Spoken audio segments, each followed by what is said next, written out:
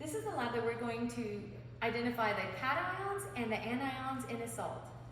I'm going to begin by showing you what they all should look like in the tests, and then we're going to have an unknown, and in the unknown, we're going to figure out by comparing to what you've already seen for the positive and the negative tests.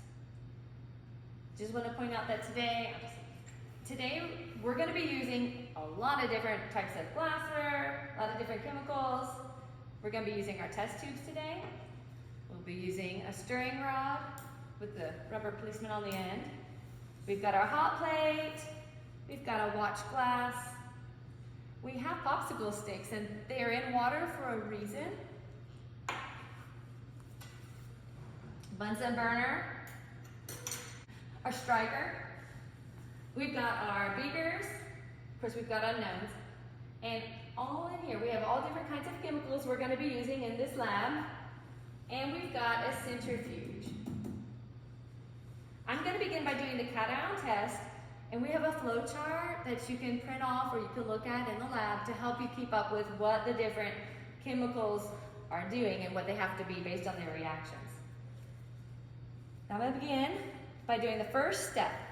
So this is the first step in your lab.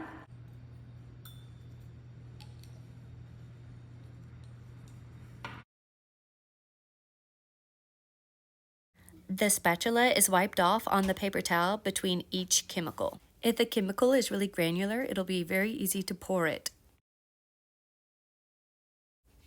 On the next one, the chemical is a little hard on top. You just have to chop it up a little bit, use the spatula and get some out.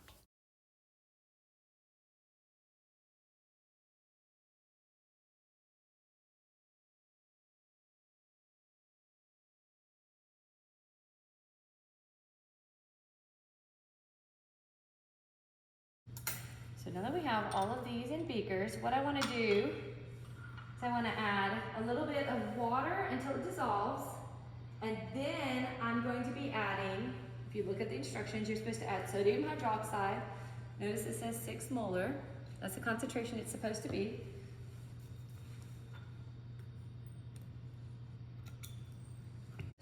You don't want any little particle pieces down here because you don't want to accidentally think that what's out of solution is the result to the first test. The first test, we're going to be looking for a precipitate. So you definitely want to make sure everything's dissolved.